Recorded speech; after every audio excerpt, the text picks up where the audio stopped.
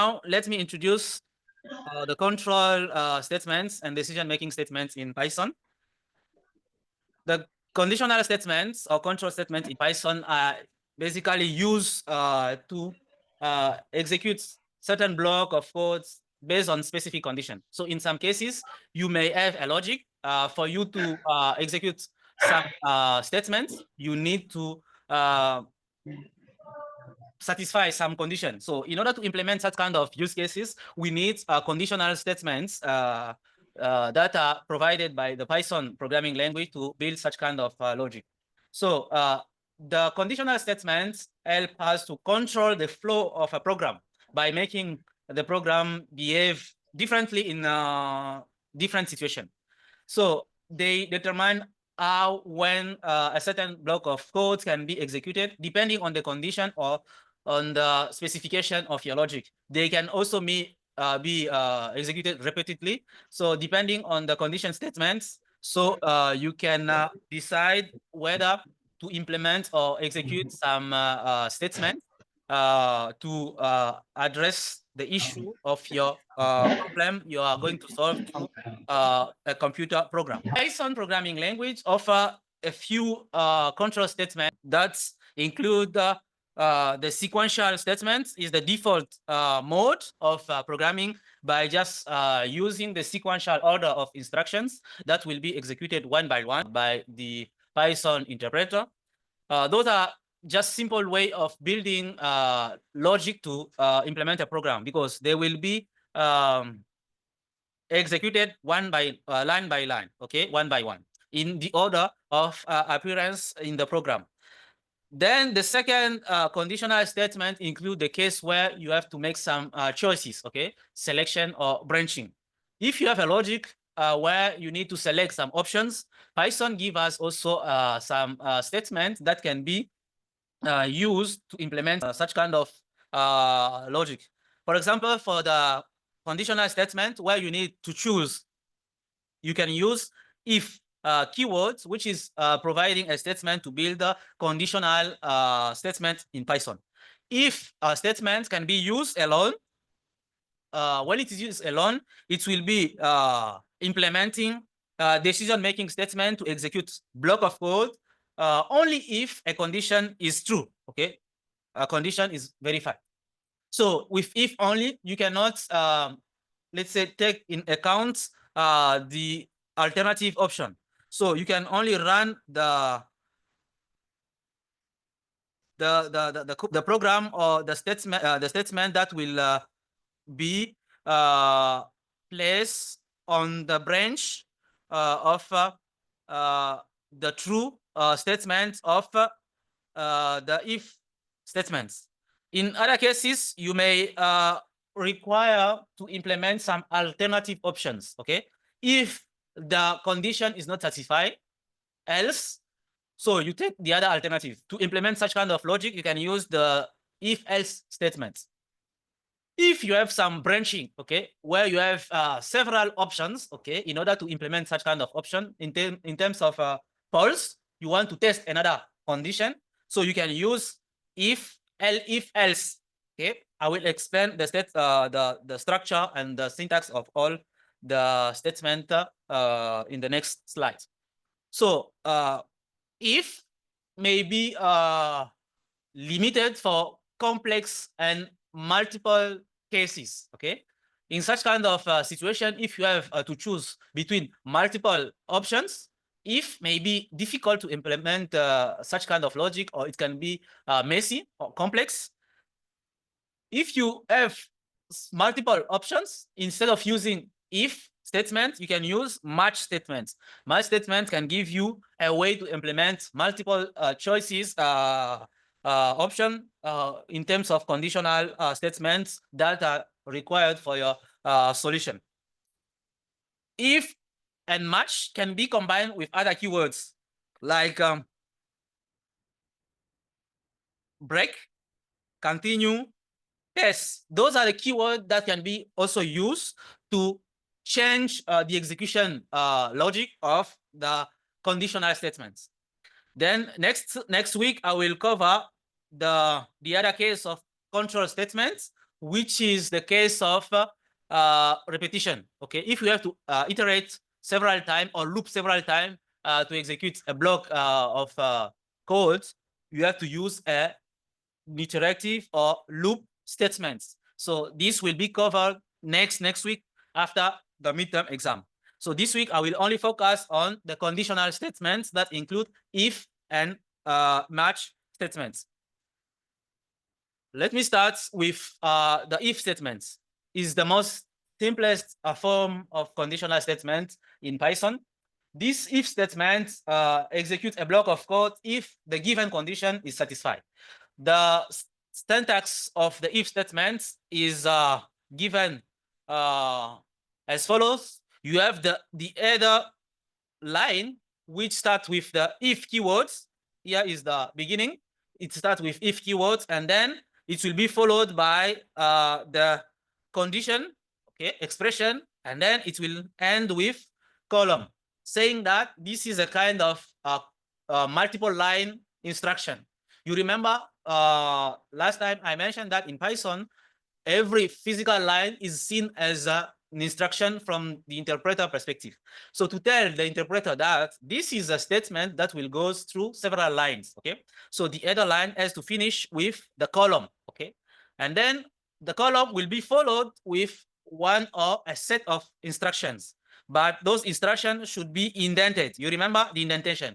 They should be indented to the right, saying that they belong to the if instruction. So these statements will be executed only if the condition statement is true. So with the if statements, we can also represent that using a flow representation. You remember I explained the two main representation approaches for algorithm. We use pseudocode, which was using human-like language to define a sequence of our solution, and then that algorithm will also be represented using a flowchart. So in a flowchart, we learned that the diamond symbol was used to represent a condition or conditional statements. So these statements of if represented in a pseudocode format on the left side can also be represented in the flowcharts. As you can see, you have a diamond with a single input, okay? That means the states of the variables that will be used to check the condition. If the condition expression, okay, give true as a result, you can execute this statement or a block of instruction, a block of statements. Else, there's nothing, you can only go straight and execute the next coming statement in the order. So the statement on the right can only be executed if the condition statement is verified. So this is the syntax of the if conditional statement in Python. So let's see an example for that for you to give a sense to what I've mentioned. Here you have an example that try to check whether a given age, okay, is eligible for voting or not. Okay, we first declare a variable age and initialize the variable with 20 as the initial variable. This can also be provided directly by the user.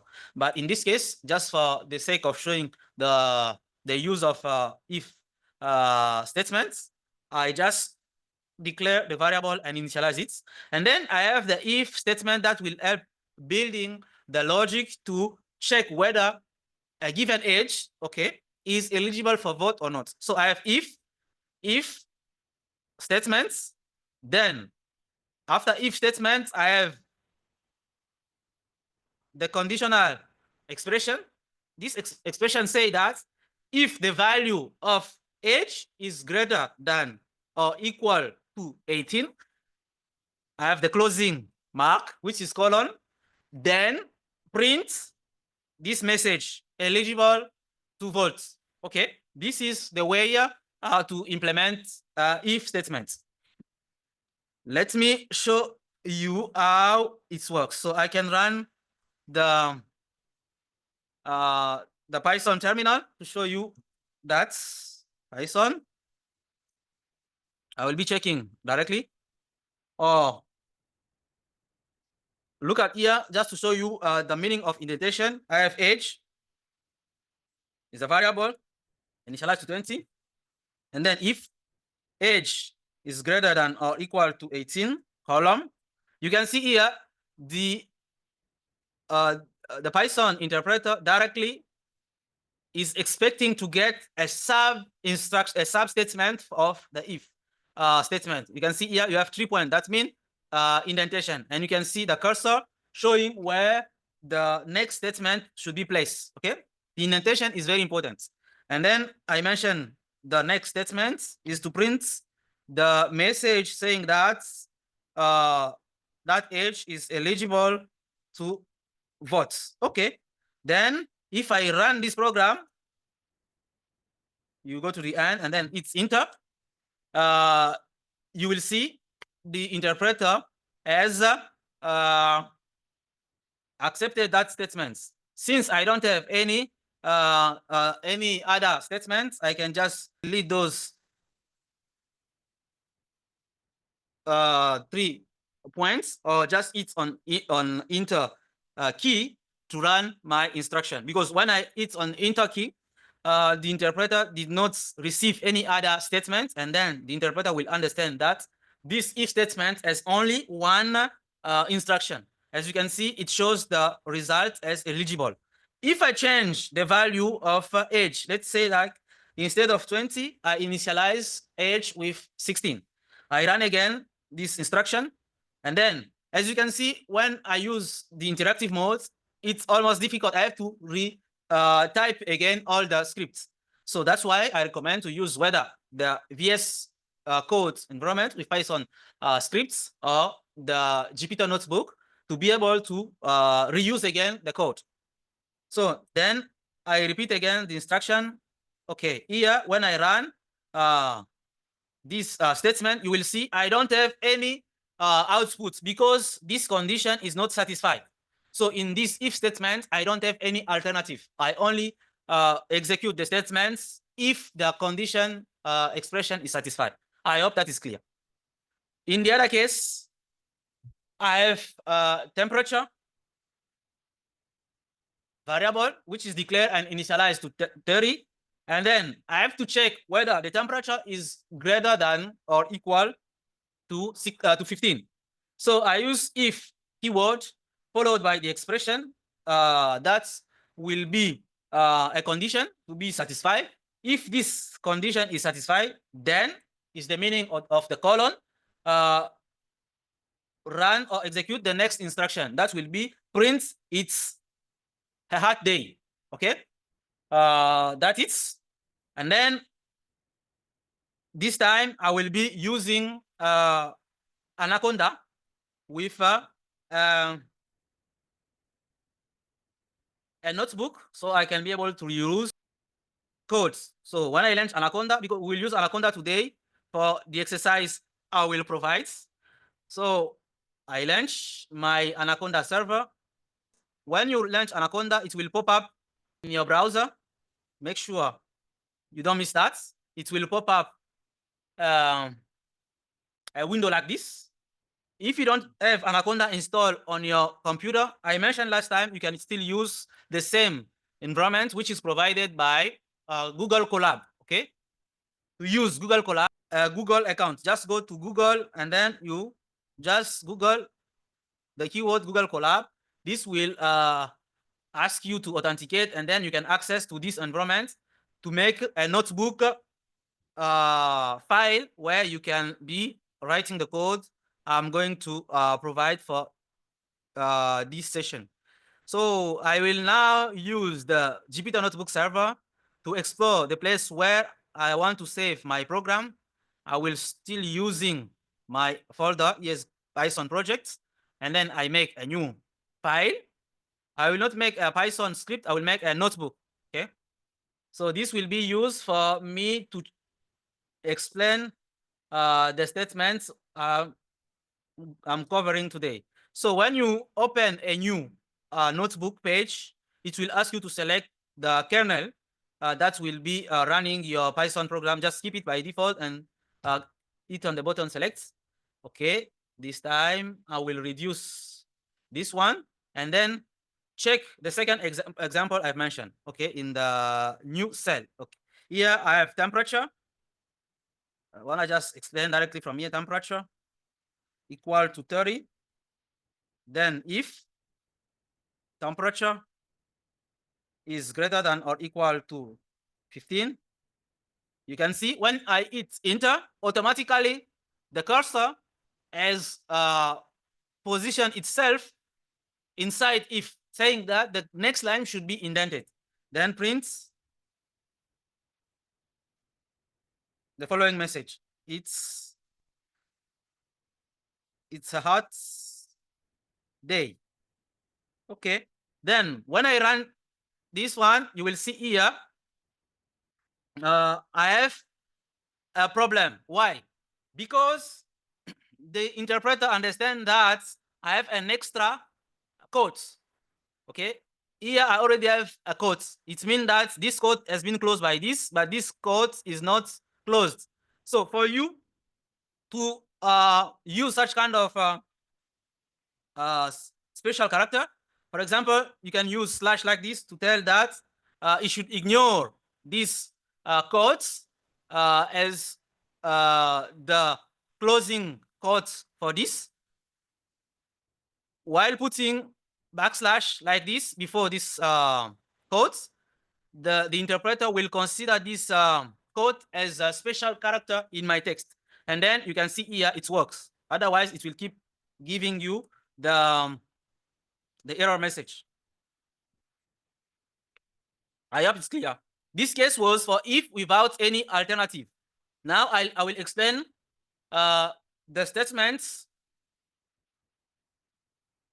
of else. Okay, before I explain that, you may face such kind of situation most of the time when you are coding. Okay, you already know the structure or the syntax of a specific instruction. Those composed or multiple line instructions like if, while, or for. But while implementing your logic, you may need some time to think of the logic that should be implemented inside those composed instructions. Like here you have if. Okay, before you use the variable, you have to declare and initialize it. Let's say if you use only if without that previous line, the interpreter will raise an error message saying that X variable still not defined yet. First of all, you have to define the variable that will be used for the next instruction. So that's why this first line is important. You define X with the initial value. That can be also 0, no problem. And then the if is a kind of composed instruction that goes behind a single physical line. Okay. And then you know that if starts with the if keyword followed by the conditional expression, and then it will end with the column, then will be the instruction that need to be executed if the condition is satisfied. But you still don't know exactly which logic to put here inside. And then you go here and provide print as an instruction that will be executed when the instruction will be executed. So for you to figure out what I'm going to explain here, let me just repeat this code. You can see it live. X is greater than 0, and then okay, I just do this, and then I go next, print the message like is done. Okay, the program is done. When I run this, you can see I have an error message which is raised by the interpreter saying that the interpreter is expecting an indented statement, but I didn't indent, okay, this line, because this line doesn't belong to the if statements. So in order to deal with this kind of situation, you can use one keyword I mentioned earlier, which is space. That can be used to hold the space. So you can use space like this. So this can help you to hold the space. Like, okay, you can implement the logic to be added, okay, later, for example. So you can implement this. When you run, you can see, okay, it's go through and run the all code successfully. So this is a good way to implement such kind of compound or composed instructions. If you plan to implement the block of instruction that will be executed when the condition is satisfied later. So do not forget that. It's very useful in some cases. So this first can also be used in other statements, whether if else, or even in a function. Later, maybe in the second part of the class, I will explain the notion of the functions. But now I just mentioning that roughly, but I will come back later and explain. So for example, when you define a function, which is also defined using the keyword def, and then you have the name of the function, you can use pass to all the place, okay? So you can implement the function later. So that was just an important remark I wanted to mention. I will go back to the next type of if statements that give alternative options is if combined with else. The if else allow us to build a block of code that need to be executed if the condition is not satisfied. Okay, so if the condition test give false as a result, in that case we can execute the block of code or statement that will be following else. So you can see here I have two lines at the same level. Here I have if, okay, that starts with the if keyword followed by the conditional expression, and then that first line need to be ended by the column. Then will be the instructions or the block of code that will be executed if the condition is true. And then if the condition is false, in that case I have false as a else as a keyword that need to be followed by the column, saying that this line should be followed by one or several instructions that will be executed if the previous condition, okay, is false. This is the pseudocode representation. It can also be represented using a flowchart where you have single inputs that is provided with the states, okay, that will be used to check the if condition. So if this condition is true, we will run this statement or the block of code on the right. If the condition is false, we will run the statement or the block of code on the left. You can see here we provide alternative, okay? If this choice does not apply, then apply the other option. So this is an if-else statement that can help you to build alternative logic. You remember in the previous example, we only check whether the age, okay, was eligible to vote. In this case, let's take the alternative. Let's say, for example, you're going to cinema with a child, okay? The rule say that if the child is below 12, no travel fee. But if is over 12, you need to pay for the tickets. So to build such kind of program, so you have to implement this logic. Let's say, okay, you have age variable, which is declared and initialized with the value 15. And then you have if age, we want to check whether that age is eligible to get a free ticket or not. So if age, the expression is age less than or equal to 12. If this condition is satisfied, the meaning of this column at the end prints travel for free. If this condition is not satisfied, else, it goes to else. It goes to else, and then we'll print pay for tickets. Okay, let's check that. Let's check that example with our block notes we have made. Okay, I will make a few cells clicking on plus plus.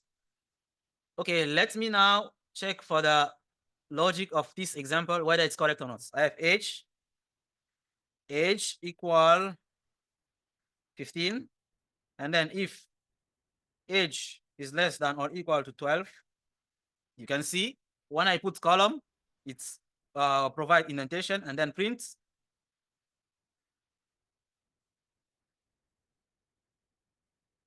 travel for free. Then I go to the line, okay, at the same level with if, okay. I put else. Else is located at the same position with if there is no indentation. Then after the column following else, there should be indentation. Print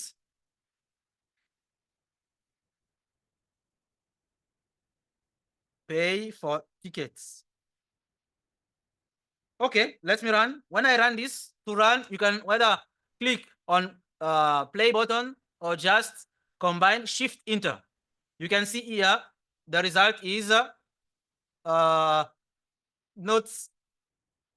for free because this condition does not apply. It's applied the alternative one because the age is 15, which is greater than 12. Let's say, okay, I put 8.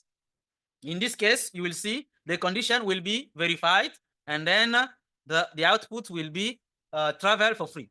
I hope it's clear. I will then show the next example here with temperature. In the previous example, we only take the alternative of satisfaction of the condition. Now we'll take the other alternative for temperature. We have temperature variable, which is initialized to 30. If temperature is greater than or equal to 15, then prints the message. Do not forget to put the backslash. It's a hot day. Then when we click on enter, it's expecting to get the same level instruction. If not, just use backspace and then write else.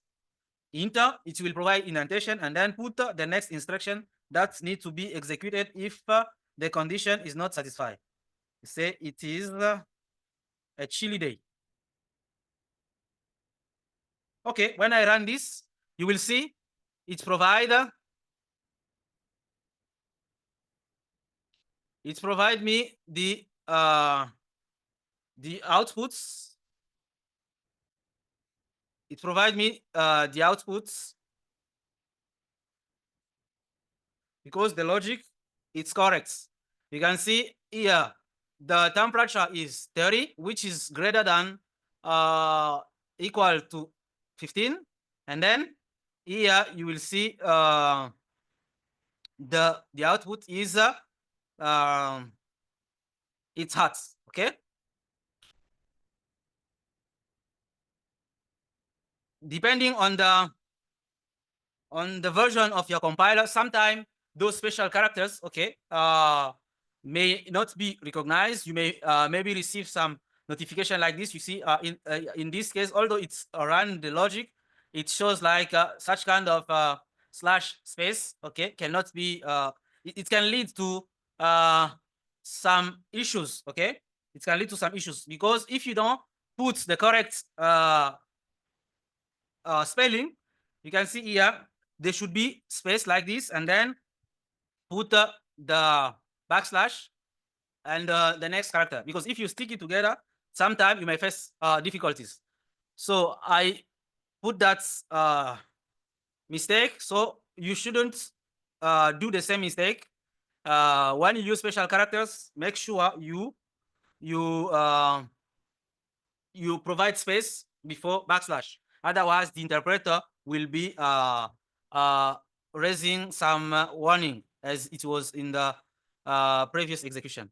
I hope now the statement is clear for if else that provide alternative to handle all other cases, okay, that do not meet the satisfaction of the condition. Let's now try to implement an ATM PIN code validation program. So, for example, when you are the ATM, most of the time they ask us to provide a pin code, right? And then it has to validate whether the pin code which is provided is correct or not.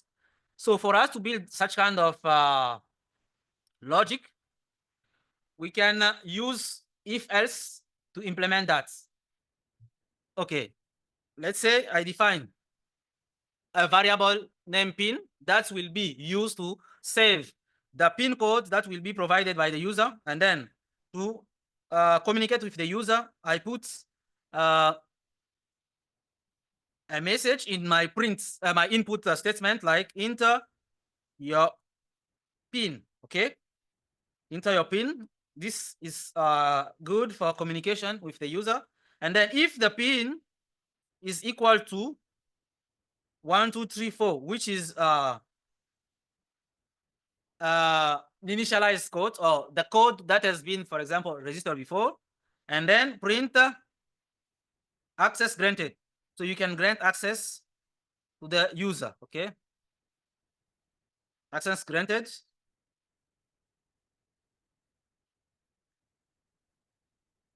Else, if not, it will print access denied. So we will not provide access by mentioning the message pin invalid. Okay, let's try. In this case, I am going to provide the inputs. When I run this program, you will see it will ask me to provide inputs. Let's say I provide inputs, which is 4321. Okay, 4321. And then when I validate the inputs by hitting the enter key on my keyboard, it will show the message invalid because the value I provided is different from the pin which is stored in the system. Then if I use 1, 2, 3, 4 this time, and then you will see access granted. So for this kind of logic that require to provide alternative option, so you can use if and else, which is one of the statement that can be used for decisional or conditional control statements. Python is a more flexible and powerful programming language. This cannot be supported by in other programming languages like C or C++ because of the syntax. But Python gives us the possibility to build ternary conditional statements. Ternary conditional statements is a statement that can build, that can help you to construct a multiple line statement in one physical line. Okay, so this is what we call a ternary conditional if statement in case of if. You can also do that for other loop statement like for in one line. It's also possible. In this case, I will explain the ternary conditional if statements. Okay, this will be used instead of using the if statement on several lines. I will only use a single line. So this will provide a conditional expression in one line. Let's assume like we would like to assign a value to a variable depending on condition. Like here we have a variable age, which is declared and initialized with 20. And then we would like to assign the status depending on the value of age. Okay, so if age value is greater than or equal to 18, we will assign adult to status. Else, we will assign minor to status. Okay, and then we'll print the content of status. Okay, let's try this logic. Because now I'm using this environment because the interactive mode will not help me to do that because of the limited access I have to the interpreter. I have to type the instruction one by line. Then here I start with the assignment. I say age with no indentation, age equal 20, and then status here. I will assign the value to status depending on the value of age. If age is greater than or equal to 15, okay, and then here I have else. In else, I will assign minor. Okay. Then I will print status.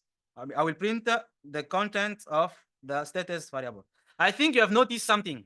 In this case, the if statement, when it's constructed as a ternary conditional statement, it doesn't have the column at the end.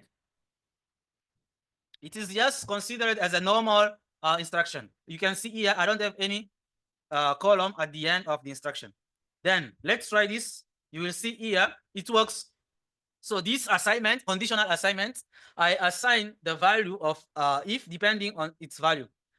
20 is greater than 15.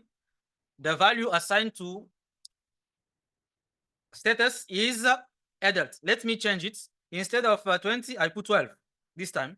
You will see the logic is correct. So minor as a value was assigned to status. I hope it's clear with a demonstration. Do not mistaken to put a column at the end of a conditional if statement. In some cases, you may need to test several times or several conditions, okay, inside if. For multiple branching if-else statements, such kind of statements are called nested if statements or nested if-else conditional statements. Python provides the way to build such kind of complex logic. So for you to build nested or branched conditional statements in Python, we use such kind of if-else, okay, which should be nested.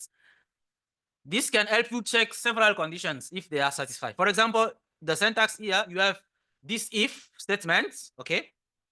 If the condition is satisfied, you have a statement that can be executed, or you can directly check another condition. If the second statement here is verified, then you can run this statement. This statement can only be executed if this first level condition is satisfied and this second level condition is satisfied. The second if is indented, that means is a sub instruction of the first level if statement. They are called nested if statements. So these statements can only be executed if the first condition is true and the second condition is false. Then we can run this statement here. But this line can be executed only if this condition is false. So this is the pseudocode representation of the nested if statement. Now let me explain that using the flowchart. In the flowchart here, you have the inputs that will be providing initialized states, okay? That will be used to check the first level condition. If this conditional expression is true, then we check again.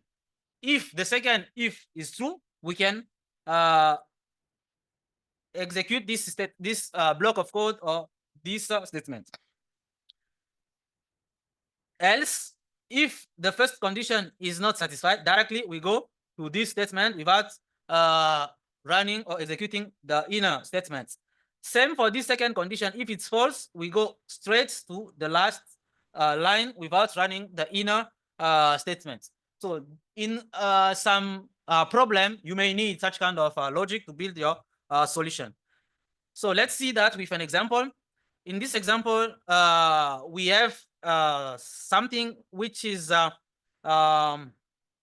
something which is to provide such kind of nested instructions. Let's say, okay, you can directly initialize. If you initialize the variable, you don't need to put this line, okay? You can just proceed without that line. Number variable declare and initialize with 16, and then here if number, okay, modulus 2, if the remainder of the number divided by 2 is equal to 0, then I check again this in if statements. I will check again if the number divided by the remainder of number divided by 3. When I put number in num, it means I take the value inside that variable and then I should divide by 3 and get the remainder, because here is a modulus. If it's equal to 0, then I can print a message that the number is divisible by 3 and 2. If those two conditional statements are not satisfied, let's say from the beginning, if it is not divisible by 2, I will go straight from here to this line. If this condition is not satisfied, I will go straight here and then print the end of the program without printing the message. Okay, now let me show you this version, and then I will add a more interactive option with inputs. I use name equal to 16, and then if name modulus 2 is equal to 0, then if name modulus 3 is equal to 0, then I will print the message the number is divisible by 3 and 2. Okay, else here I don't have any else. I just have if only without else, without any other alternative. Then I will print the message execution ends. Okay, or execution ended, for example. When I run this, you will see I made a mistake here. When I run this, you will see here in this case 16 is not divisible by 3 because this condition was not satisfied. Here, this one was verified because the remainder of 16 divided by 2 is 0, but this condition was not satisfied. So if this condition is not satisfied, I skip this line and I only executed that line. Okay.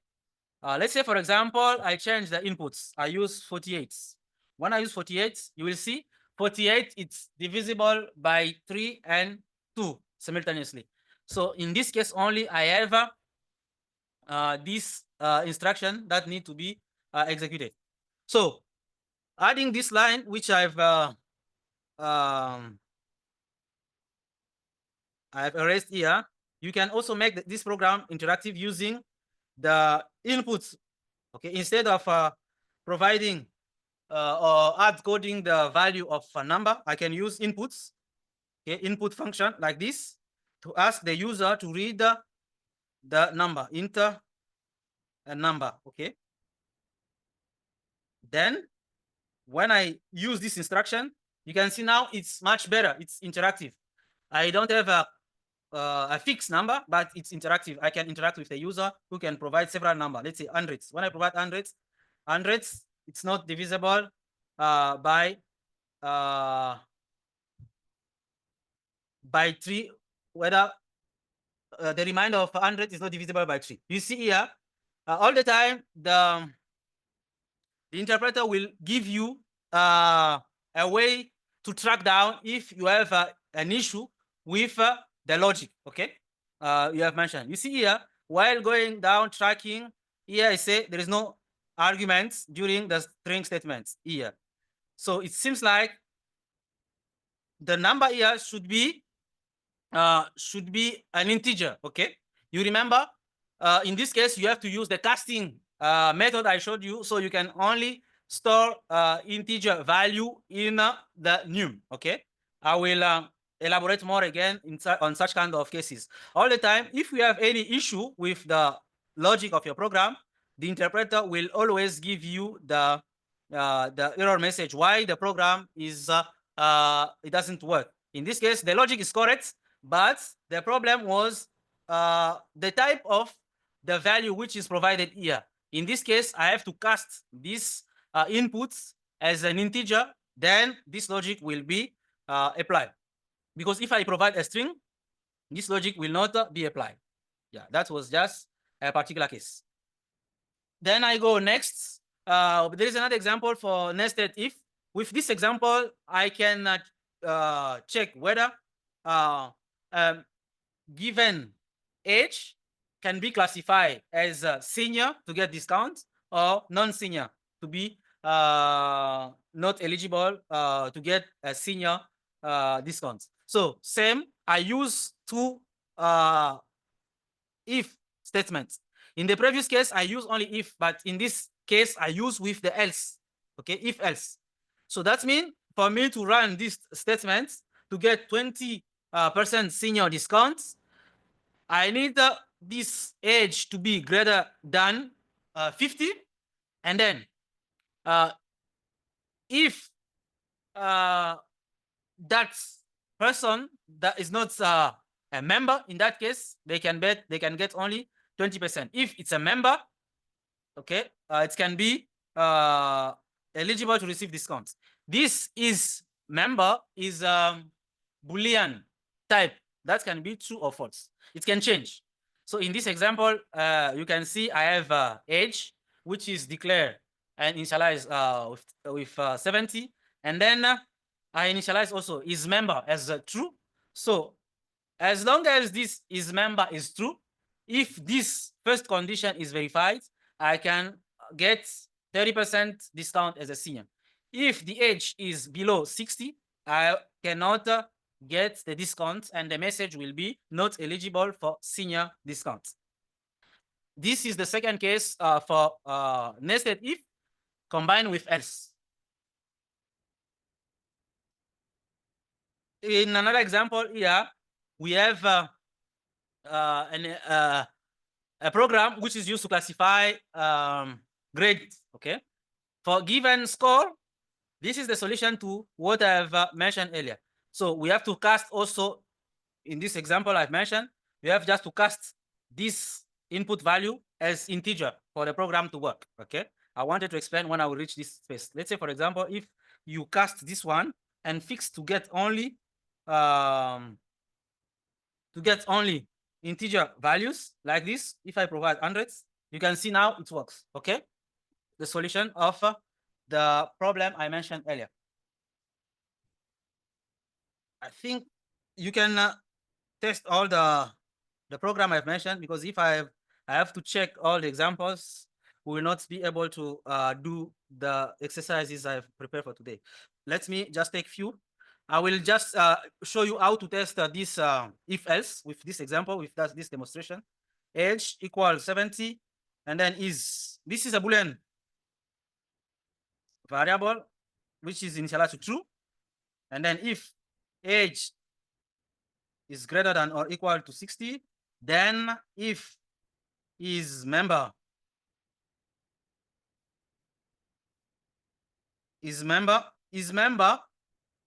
we'll check. So this statement you will see, I don't have any conditional statement, because the results or the value of this variable is Boolean. That means it will be eligible to be used with if. Okay, then if it's false, I will not print this. If the value of is member is false, I cannot run this line. I will skip to else. Senior discounts.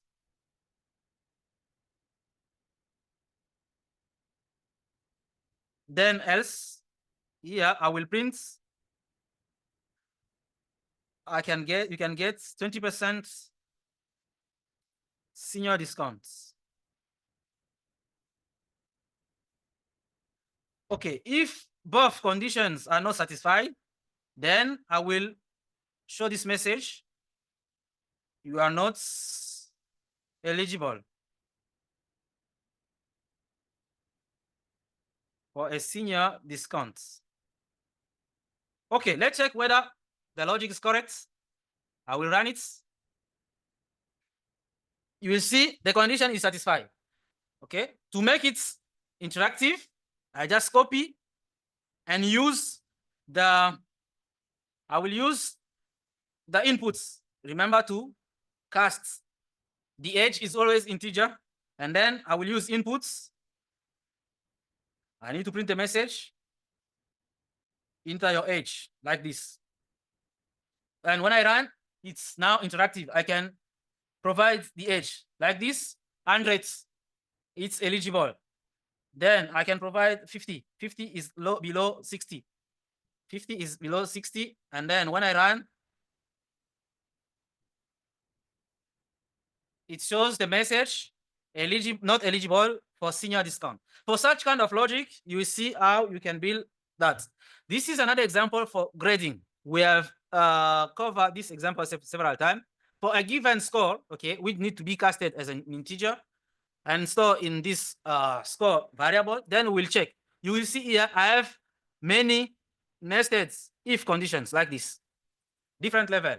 Level 1, level 2, 3, and 4. But in this case, I nest the if on the else branch, because for those previous example, I've been nesting the if in the true zone. Now I will branch it in the false zone. When it's else, I will now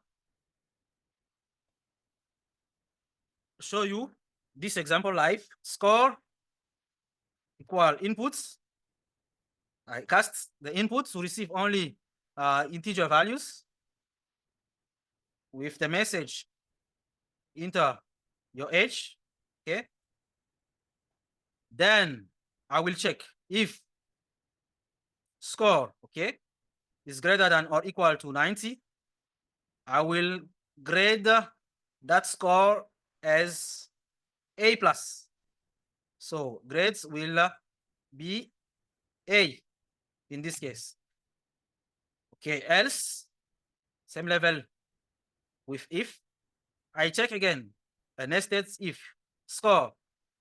If the score is below 90 and greater than 80, the grade will be B. Else, in case this is not true, I check again. If score is between 80 and 70, then the grade will be C. Else, you can see now it's become complex, right? So in order to avoid such kind of case, there is another statement I will explain, which is match that can combine several options together. So this chain of if it's too long, it will be difficult to track. If score is between 70 and 60, then grade will be equal to D. Else,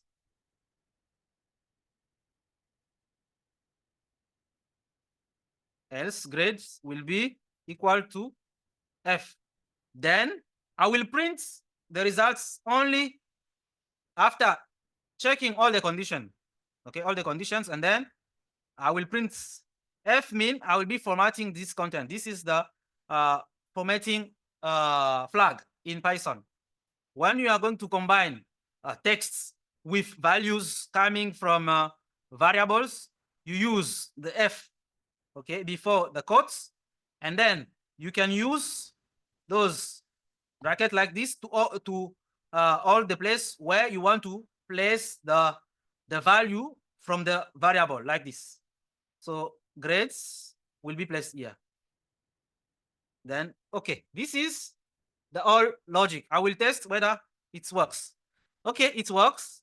It's asked me to provide an input. Let me provide 80. Oops. All right. Voilà. Then now I will provide 80.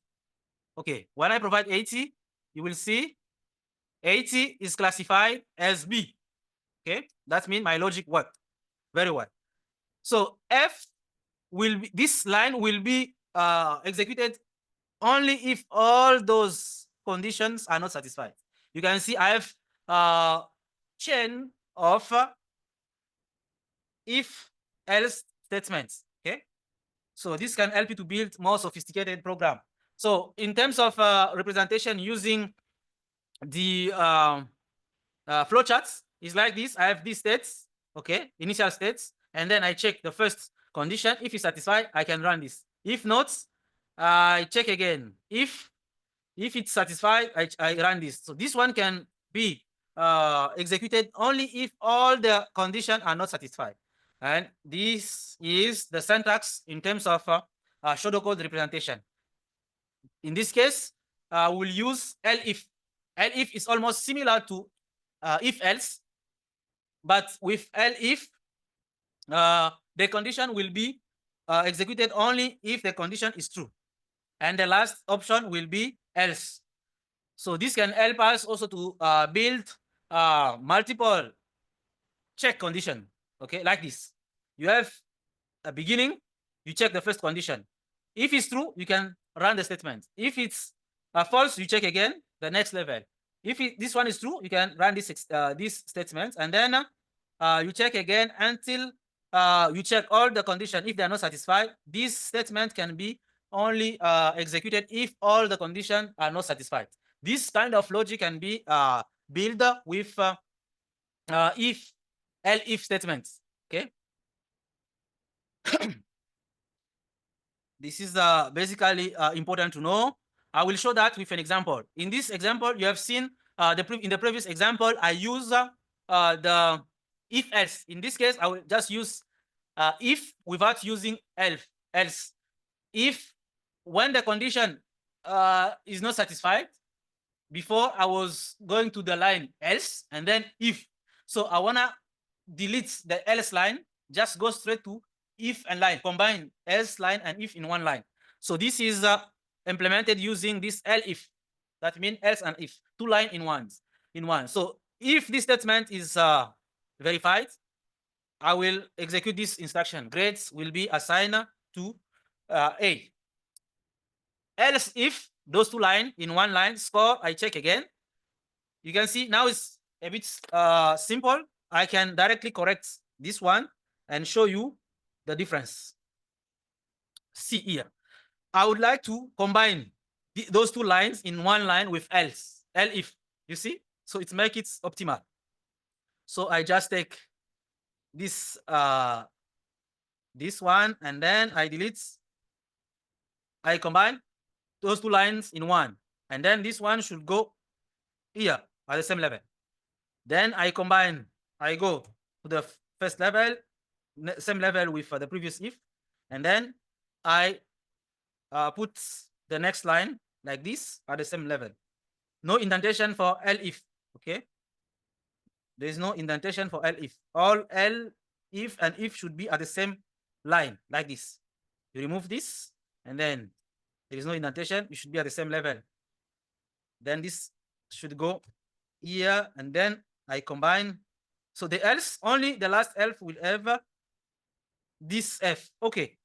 This is the same variance of the previous program, but now it's much better. Okay. It's compact. I can check it, and then here I have 92, 195. It's still working. When I check again with, for example, 45, it's F. The logic is correct. Any questions so far? Do you have any question? No, Professor. Okay. So I've covered if statements and some compound condition statement using if, else nested, and if elif nested. So such kind of statements are very useful for real world application. For example, it may be tricky for you to build some logic for your real application to build complex choices. Okay, so depending on the logic you have built, you can decide which statement from all the statement I've covered to use in order to fit your requirements. So before you build such kind of complex statements, you need to know basically the domain for which you are trying to implement the program for. It's very important, because if you don't know the logic, you miss, okay? You just use a wrong conditional statement. This can affect the correctness of your program. Make sure you know well the domain of the program you are building, and you understand very well the statement of your problem, so to write a correct and reliable code. So most of the time, if you are going to build complex conditional statements, make sure you split them in simple ones, okay, and meaningful portion of code that can be easily understood and tracked in case of problem, okay.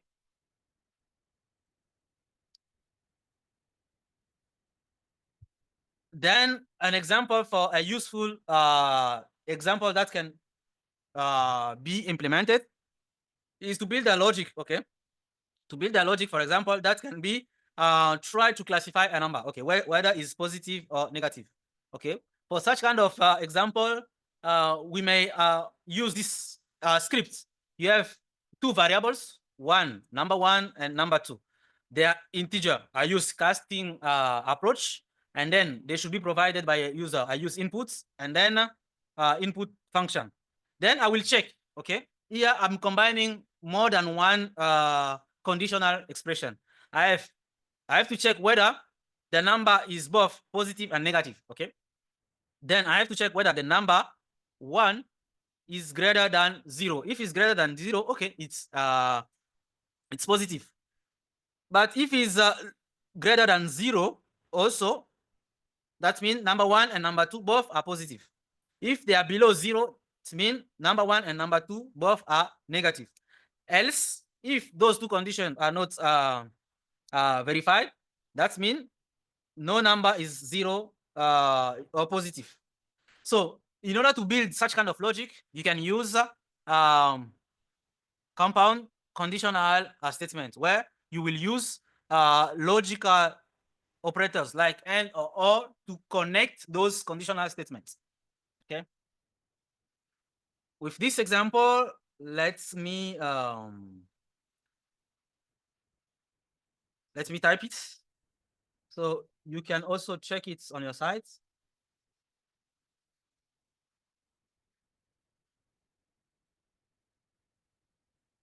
I can show the logic, how it works. I have number 1, which is integer casted inputs. Then I show the message into number 1. Then number 2, declare and initialized by collecting the value from the user. This is implemented using the inputs function. I want to show the message, okay, enter number 2. Then I will check whether number 1 and number 2 both are positive. That means they should be greater than 0. And remember, the statement on the left has to be true, and the statement on the right both has to be true for the combined expression to be true. 0, and then I will print both positive. If in case of else, I check if number 1 is below 0 and number 2 also is below 0. Then I will print this should be indented. I will print both negative. Okay, then else this should be printing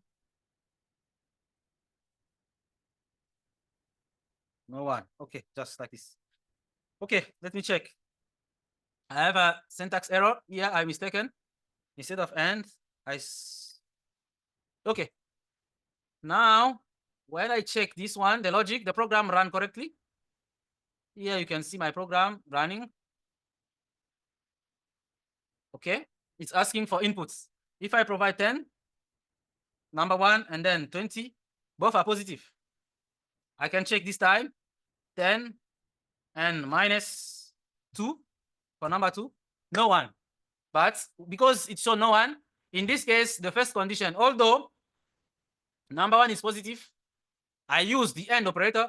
The next number is below 0. That means it will go to else because the statement is not, both statements are not verified.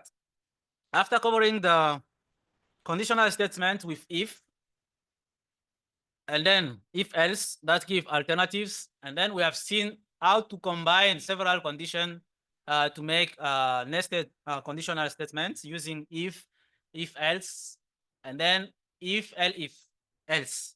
So as you have seen, the more condition you have to test, the more using if statements, it become complex and difficult to track. So Python has another statements, okay, which is the equivalent of switch case provided in other programming languages such as C or C++. In Python is match case. Okay, so since Python version 3.10, this match case statement was introduced as a powerful mechanism to build more complex conditional statements.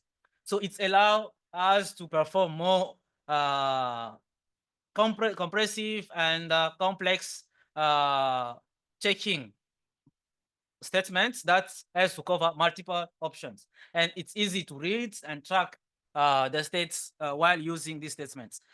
Because if else, it's become more difficult to track when you have more than 6 conditions that need to be implemented in such kind of chain of if statements. Using match case is much better for you to implement such kind of logic.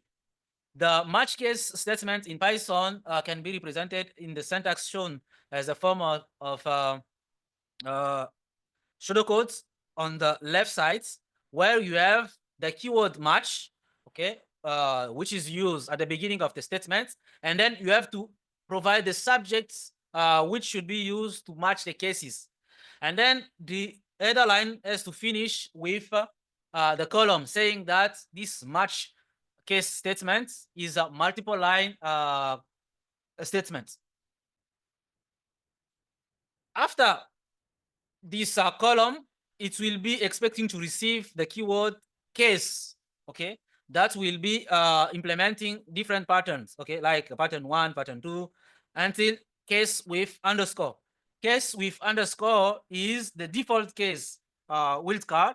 That means in case all the cases have failed, then run the wild case case. So in terms of flowcharts, you have the match expression, which is provided to the test case 1, case 2, 3, until n. For each case, when the condition is satisfied, we can perform the statement or run the block of code following the case. You can have one instruction or several instructions below a case. As you can see, this is very easy to implement and clear. As you have many cases, you can use match case instead of using if nested statements. This is a very good approach. So here is an example of match case statement used inside a function. I will explain the notion of the function later, but here is just an example to show you how the match can be used. You can implement a function that can match cases. For example, you define a function with the def keyword, and then the name of the function, the value, okay, the subject that will be used to match the cases. And then you have match value is the subject. And then if the value is 1, you can return value is 1. If the value is 2, you can return value is 2. If the value does not match 1 or 2, you can go to this underline case, that is the wildcard case, to provide the value is not 1 or 2. And then when you whenever you call the function here, you will see it will provide the result expected. So this code, you can just use it as I provided. I will explain later again this code when I will introduce the concept of a function. So I skip this one. And then for the second use case, okay, of match case, you can use also match case with a constant in a function. As you can see in the previous example, I used a variable that was provided by the calling of the function. But here is the case where you use a constant in a function. Let's assume that they ask you to build a Python function name check number that will receive a number x as a parameter, and then has to match the statement to compare x to the constant 10 and 20. So in this case, you have here def, which is used to define a function, and then in that function, you can provide x value, which is a parameter, and then match will be used to check if x match the case of 10 or 20. And if it's match the case of 10, you can print the message, the number is 10. If it's 20, you can print the message, the number is 20. Otherwise, it will print the message, the number is neither 10 nor 20. And then this function will be called when you name the function here in the main program. And then this one will be providing this input and calling, providing this input there. This one also will provide the input there, calling the function. So I will explain the notion of the function later. That's why I'm skipping just to provide you the use case of case, match case.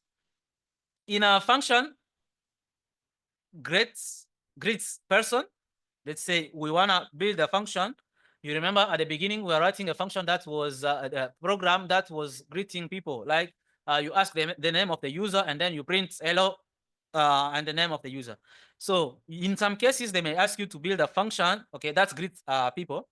So in that case, you may maybe define values.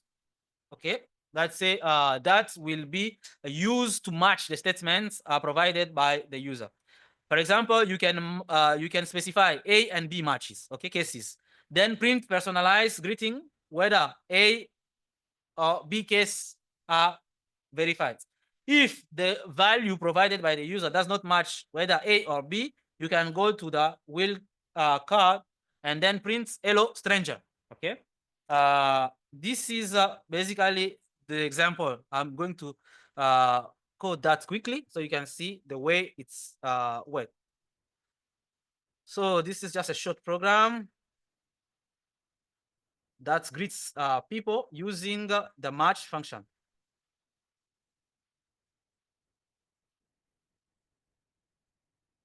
So here I have def mean I want to make a function. Do not worry, I will explain it later in the appropriate lesson. This code, just use it as it is. I will explain more when I will introduce this the notion of person, and then case. If in the case of A, I will print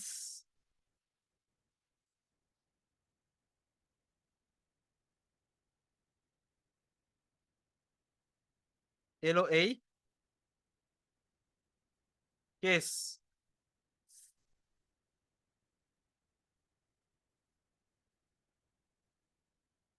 I will print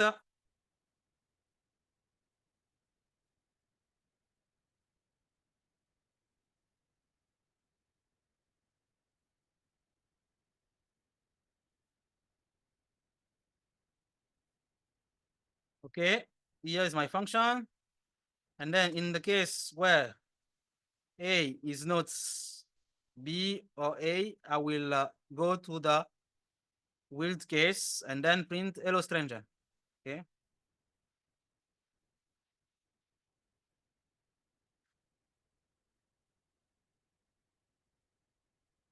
Okay. So here's my function. For me to call this function, I go now to build my, here is the main program.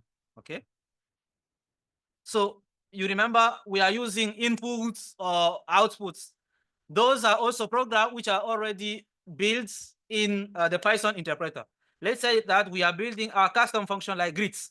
So my program may be like, I'm just calling this greets function as if I'm calling prints. When I provide inputs as A, you will see A match. I have an error here saying that after match statement on line 2. Okay, I made a mistake where line 2.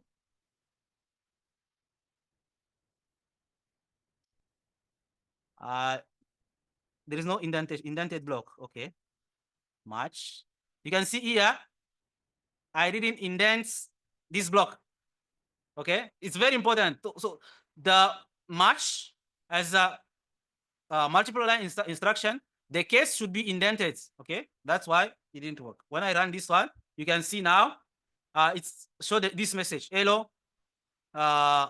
Okay, if I provide B in my function, it say hello B.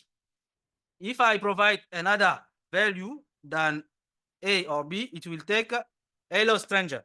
You see, this is quite interesting. It's simple to implement, and then it's easy to track. So you may implement several cases instead of using nested if. Did you try? Please try it to see how it works. I hope it's clear for everyone.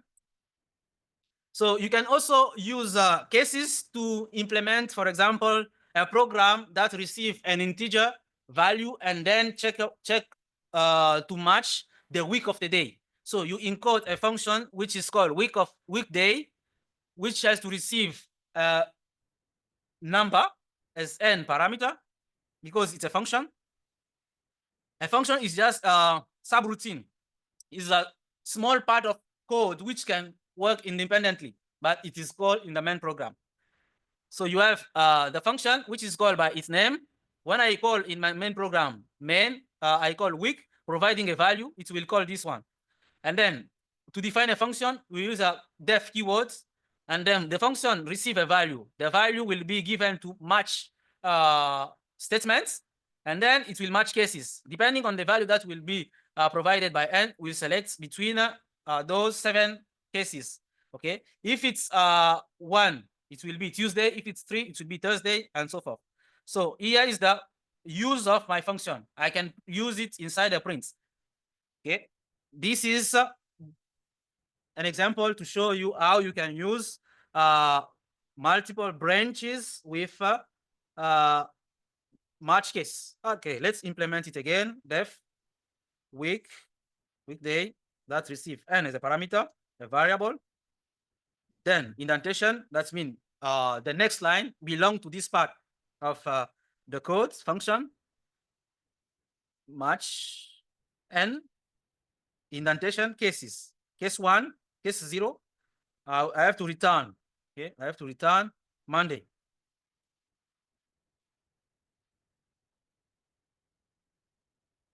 Case 1, I have to return Tuesday.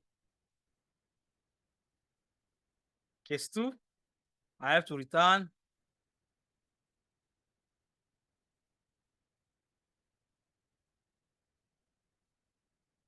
Wednesday. Case 3, I return Thursday. Case 4, I return Friday.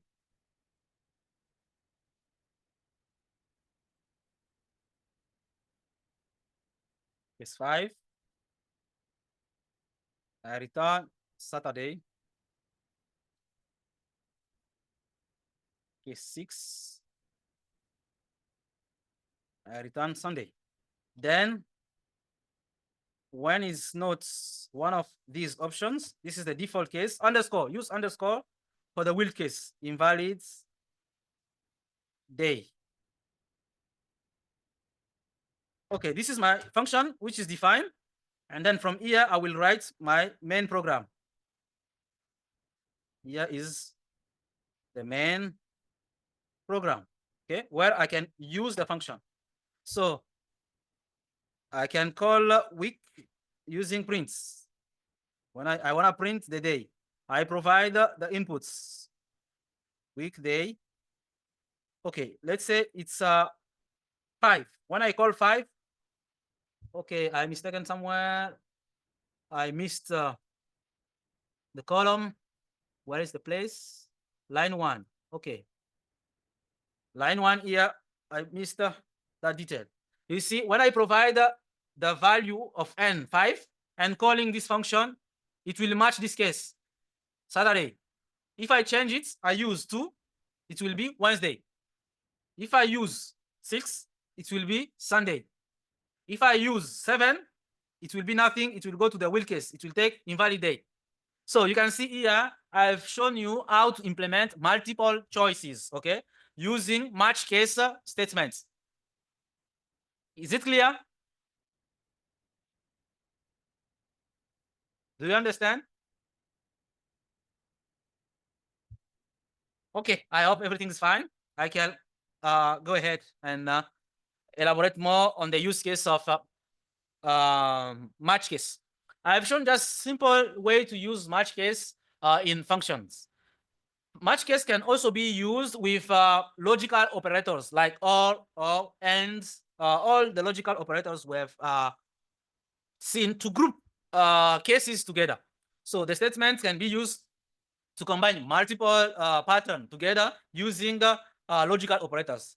So it will allow us to make more flexible matching system by grouping patterns together.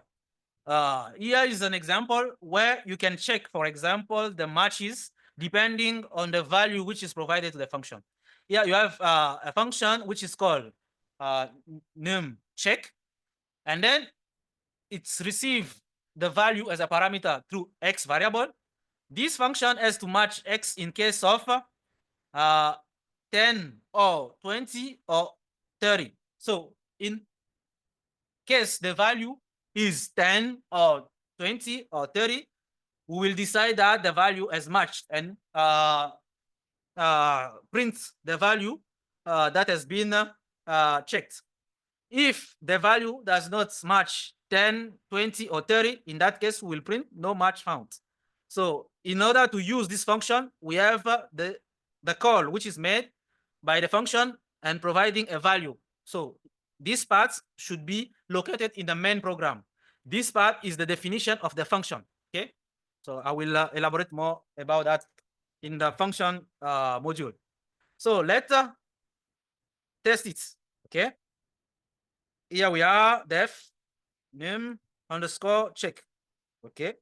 And then it receives x as a parameter, match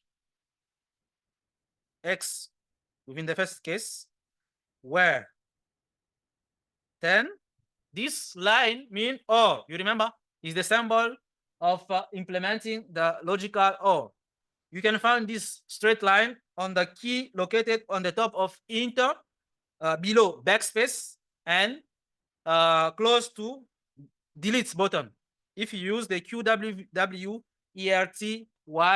keyboard. Then 20, 30 matches. Prints. I will print here the match. Remember again, I mentioned F mean formatting is the formatting key. When you combine texts with values coming from variables. So you can hold the space where to show the variables using bracket like this, and then provide x, the name of the variable. Then the next case is when there is no matching. You have prints message, no match found.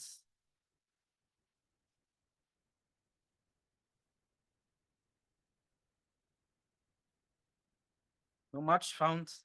And then, okay, here's the definition of the function. Let me differentiate like this so we'll not be confused. Here is the function definition, okay? Function definition, then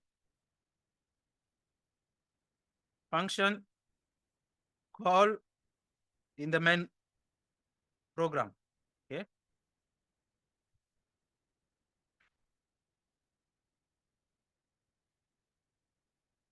Okay. Whenever I will use the name of the function I've defined and provide the value like 10, you will see there is a match. My logic work. It works. If I provide another value like 10, 20, you will see it match. The logic is correct. 30, it's match. 31, no found. Okay. So I've covered all the possibilities you have to build complex logic. Then there is another example here where you can check whether a number is even or not using matches. So you can build a function called number check and then provide here the number. So here you can combine if condition inside a case. You remember we use if ternary statements, okay, to provide conditional value assignments. Here is a conditional case statement. So you have if in this line. This means you match then only if this the remaining of this division, okay, of 2 x by 2 is 0. In that case, you can match the case. Otherwise, you check the other one, saying that it's matched then, but it is not a even number. So in the case where 10 is x is different than 10, you can go to the will case and show no match. So this is another example. And you can also use match case in a sequence statement, okay, where you check individual elements of the sequence, whether it's match or not. So for that kind of situation, you may have to process the matches, like in this example where you have a function name process that receive data, and then the data which is received has to contain two parameters, x and y, okay? And then inside the data, you need to check whether the first data which is sent in this variable x and y, if it's x and y, in that case, you can print those two elements. If it's 3 elements which are sent in the data, you can print this one. If it's over all together, let's say combined, you have more than 3 elements. That means this data is over as an overflow. It cannot contain such kind of data. That means you can go through the last option saying that unknown data formats. This program receives only data that has 2 elements, x and y or x, y, and z. If you add one more element like this case, it will not work. So you can try also that code when you have time. Let me elaborate that example more. You can see this line, okay, process data is the header of the function, okay, where you have def followed by process underscore data is the function, and then the parameter which is the data which is sent to the function to match, and then it should be followed by column. Then you have the cases, and inside the cases we have used sequence of conditional statements where we combine if and other statements in order to decide on the case. And if those regular cases are not verified, we go to the last willed case with underscore saying that the data is not supported. That means unknown data forms. So depending on your logic, you can build complex logic. Another case of using this match case statement is when you use mapping data dictionary. When you use a mapping data, that means you have several data which are organized in terms of key and values, okay, which make a dictionary. For example, you have a caption which is called name, and then the variable which can contain any name, okay. This is kind of data which is encoded as a dictionary, a mapping of key and values. I will explain that later again when I will cover the data structure. So in such kind of cases, you may also be able to use the match cases in order to match the data which are provided as a set of caption, key, and values like this. Like the name caption is associated with any value that can be an integer, any name, and the age is a variable key that can receive any values. So you can have a list of values that are mapped like this in a dictionary. And then for you to check whether the dictionary match, you can refer to this kind of match case statement to deal with such kind of cases. I will explain more on these examples when I will cover this topic. I think you have also a last example where I've shown a program, okay? A full program where you use a class. A class is a keyword which is used to represent an object in Python, okay? Like a circle. A circle is an object, okay? But you can represent a circle depending on a few elements like the radius or all attributes defining a circle as an object. So here I provided this program. You can also test it. Although you don't understand by now, when I will cover all the topic regarding function definition and then class for objects-oriented programming, you will be able to understand that. By now, I just provided the code. You can just type it and run, test it, check if it's work or not. The explanation I will provide later. So without points, I conclude the subjects covering the control statements for decision making using if statements for simple alternative, okay, without else. And then I've explained when to use the if statement with else alternative. And then I've explained how to use nested if with if else, if. That is complex. And then in order to simplify it, I've explained the syntax of alternative if, which are nested, okay? Instead of using else if, you can use if to implement nested conditional statements. And then in case of many nested if statements, which can be messy and complex, it's better to use match case, which provide a way to map cases. So this is what I've covered today. You have week 7 exercise, okay, file. This file, you can download the file. Is a block notes file. You can see the extension is IPYNB, okay? So this file contains several exercises that you can resolve for your own practice. I wish we had time. I could go through the exercises to show you how you can do that. I can show you how to load the file. You can see I've downloaded the file, which is located in my download folder. And then to use that file, you have to launch your Jupyter Notebook server.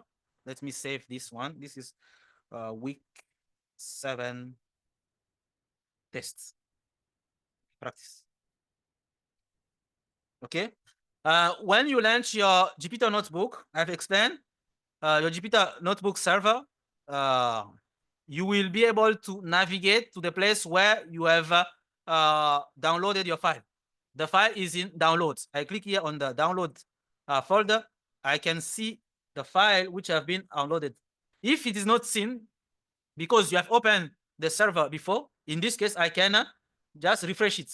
I refresh, and then I will find the file which I have here.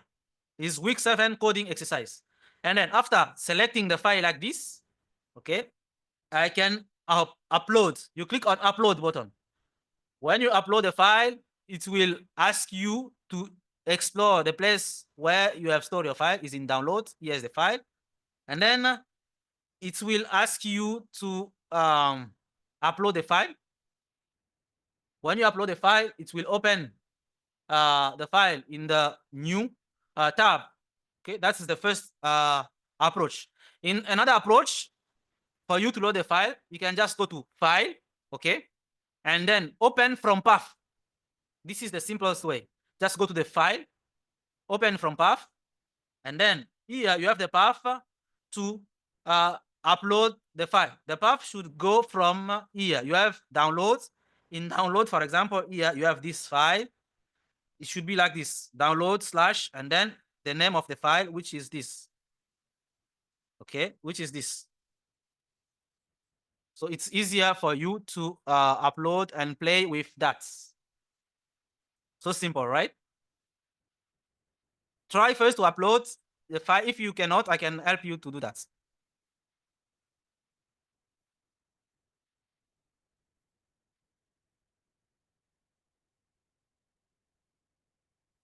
Or if you have access to the Jupyter Notebook server and then explore your local file, you can also double click just on the file. Like when you double click on the file, it will also open the file like this.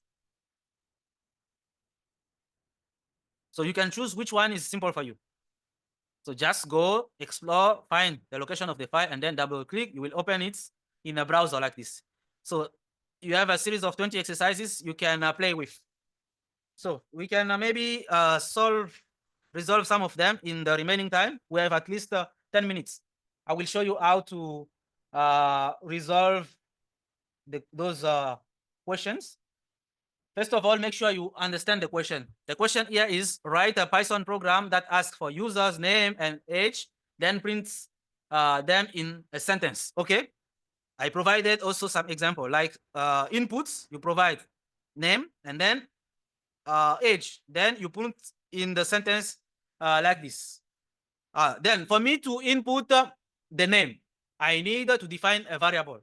The variable that will be used to store the name, I can name its name, as long as this variable ID is not reserved keywords. Otherwise, it will be rejected. So name is not Python reserved words. And then inputs, okay? Input function. Then inside input function, I can add a message like enter your name, just to interact with the user. And then I need another variable to save the age that will be provided by the user. Age is the name of a variable which is not along on the list of the reserved keywords. Okay, it's a custom name. And then inputs is the function to read the value from the user. Enter your age. Then I have to print the sentence saying the name, and then is I add the age, and then all years older. So I use prints to show the message. Remember today I insisted several times on the flag, which is used to format the combination of characters and values coming from from variables. Use F, and then before the quotes. Okay, so this can help you to format the combination of here I put name like this. I hold the place where I will show the name which is stored in the variable called name. And then is a text in my quotes that will be shown. Then I need to hold another place where I will put age like this. And then I will add the text. Yes, old like this. Okay, this is the end of my program that satisfies the requirement of the question. For me to be sure that this script or this program satisfy the requirements, I will test it. When I run, okay, so far it's asked me to provide inputs. They say example Tom, okay, enter, and then 25, enter, okay, the solution works correctly, okay. So I validate this example. Then I go to the next question. Do you have any questions so far? No, Professor. Okay, if you don't have question, I go to the next question. The next question say that write a Python program to input a sentence and print whether it contains the word Python. And then in the example, they say the input can be I love Python programming. And then check whether it's true or not, if the condition is satisfied. So for me to address this question, I have to remember all the statements I've learned in Python. So you remember I've explained some operators, okay, like logical operators that could be used to check if an element exists in a set of elements, like a string. So within, I can resolve this question. So first of all, I need a variable that can be used to save the sentence that will be provided by the user, because here I need an input. I have sentence, okay, as the ID, the identifier of my variable, and then inputs, because I have to collect the data, okay, the sentence from the user. So to let know the user that it should provide the input, I need to provide some text into the sentence, okay? Okay. All the time, I do add one blank space. This is useful in order to put a space between the text and the position of the cursor of the mouse. If you don't put that space, the cursor will be stick to the text. That's why I put that space all the time. So here, my program will be implemented only with two lines. I have the first line where I collect the sentence from the user. Then I have to check whether the sentence is containing Python word and then print it. So I can combine those two operations in one using prints. I have prints, and then I have to print, okay? I have to print the result of the test, okay? Testing whether Python is in the sentence, okay? So I have here Python, okay, as a value, okay, a sequence of a character. In, this is the operator that will be used, or the keyword that will be used to check if in is, if Python is in sentence. So this means I will check whether the contents of the sentence contain a Python keywords, okay? Then Then I will test my program to see if it works. When I run it, okay, you can see here is asking me to provide an input into the sentence. The sentence for testing, they say, I love Python programming. When I hit enter, you can see here my program, it works correctly. It's true. True mean Python is included in the sentence. Let me check it with another inputs. Let's say that this is a software programming basic class. Okay, here's the sentence. When I provide the inputs by confirming with enter, you can see now it's false because this sentence does not contain Python. You remember this space I've added here, you can see it's reflected here. Is the space which is shown between this column and the beginning of the sentence. If I don't put this space, look at the outputs, you will see it's next to the column.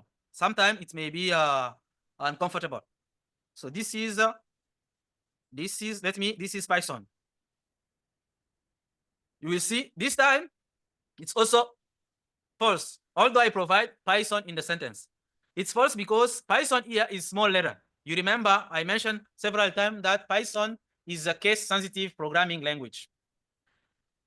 With that said, I think you can also work on that to revise all the notion we have covered so far. And then this is a useful example for you. If you cannot address all the questions, maybe next time I can help you to address all the questions. Okay, so we can work on it together, and then you can check whether the solution you have provided are correct or not. Okay, we still have 5 more minutes. Let me take one question. In the next question, say that write a Python program that asks a number and print whether it's divisible by 3. We have tested a similar program right today, but that was to test whether it was divisible by 3 and 2. But in this case, it's simple. First of all, I have to understand the problem. In this problem, Okay, they say I have to read a number. Automatically, what I understand is that I need a variable to save the number that will be provided. Okay, and then I have to print. That means I have to print out the result of the tests. Okay, to determine whether the number is divisible by 3. How to know whether a number is divisible by 3? So is a number is divisible by 3 if the division of the number by 3, if the rest of the division of the number by 3 is 0. Okay, I know already how to build such kind of logic. So I need to use a modulus operator. The modulus operator will always return the remainder of a division. If the remainder is 0, that means it's divisible by 3. Okay, now I understand my question. I need a variable. Okay, n is the variable name that will be used to store the number. Here they say it should be an integer number. I have to cast it. I use ints and then inputs. I can provide a message saying that enter a number. Then my program will have only one instruction. I will print, okay? Print. In print, I add the text, the expression. I have n, okay? Modulus 3, okay? And then I will check if it's equal to 0. Someone may use if, but this expression is also correct. Okay, let's say now I will test my program. I add 9 as they provided in my example. It's true because 9 divided by 3, the remainder is 0. That means it's true. Let me test with another number like 16. It's false because the remainder of the division of 16 by 3 is not 0. Okay, I have provided a solution of the 3 first questions. So you can try to work on the remaining exercises.